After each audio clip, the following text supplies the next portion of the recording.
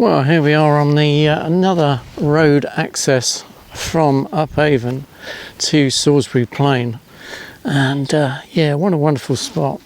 This is where I got the hen harrier photograph, so yeah, link to previous hen harrier shot here. True just jumped out of the car and grabbed the shot, amazing, with the Sony A1 and the 600mm on. Virtually a full frame shot, unbelievable. The tip from this location is background, and as you can see from behind me, you've got, well, a third sky and 2/3 land, which is the classic landscape format. But background, you've got to bear in mind background can break or make a wildlife shot. And in the ideal world, I suppose, we'd always have a lovely soft diffused background, and f4 certainly gives you an advantage with the 600mm to really smooth out that background.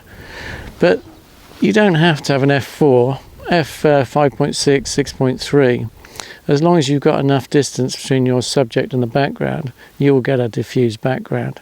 So yeah, try and isolate your subject is the key for a nice diffused background, but always think background, because a bird against the sky these days, i.e. the previous kite shots, just doesn't cut it. You really want a background where it's hunting over a field or some lovely light or something, diffused light over the background. And yeah, always bear in mind, think background. But obviously the wildlife doesn't always play to your tune.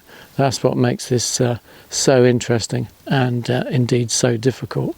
So yeah, link to a couple of shots where I've thought background.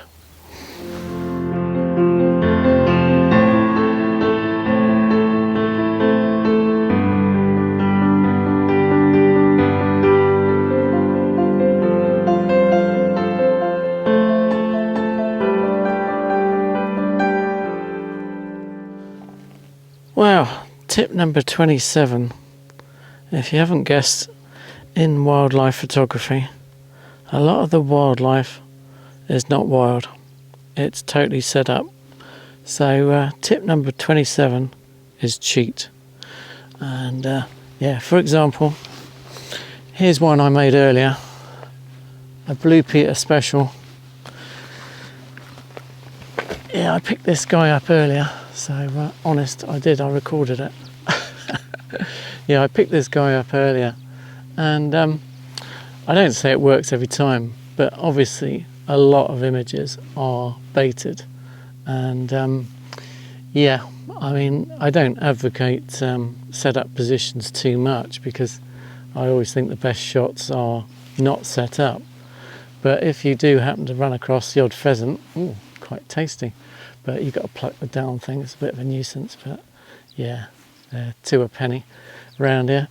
But yeah, pick it up, throw it in the back of the car, and I've lobbed them over a field before now. I don't think I've had any success with that technique at all, but I haven't really waited long enough.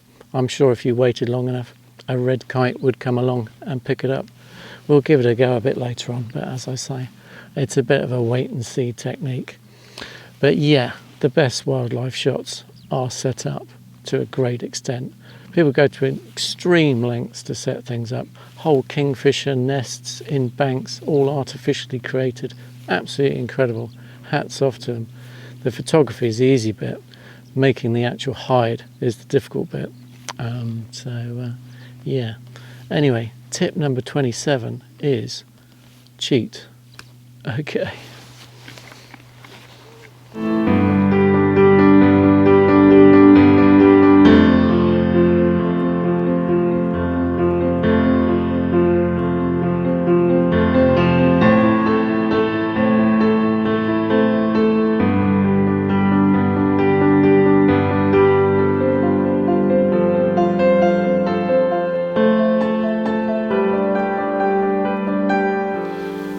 Well, I think it's tip number 28.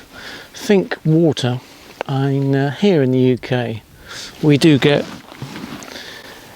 here in the UK, we do get quite a lot of water, so it's not exactly a rare commodity.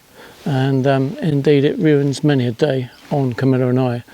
But we've just had a few days now where the rain hasn't fallen, and it's just created these puddles.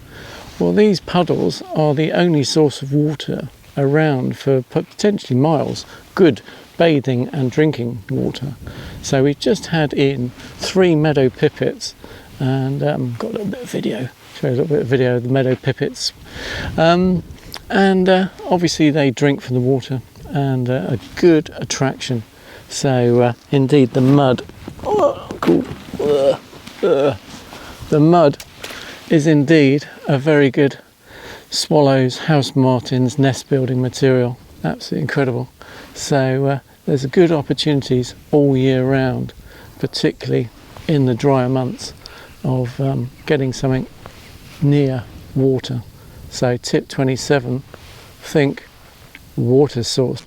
Well, just had a kestrel being attacked by a couple of crows, so a quick link to that.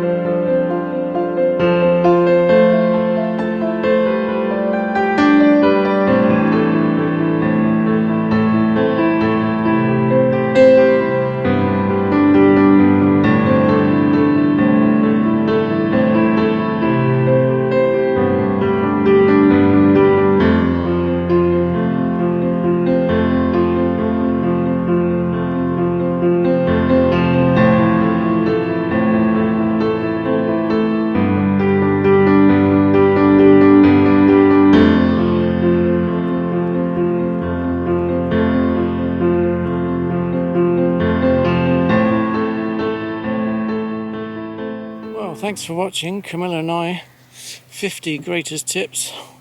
Have a good one. Bye from Salisbury Plain.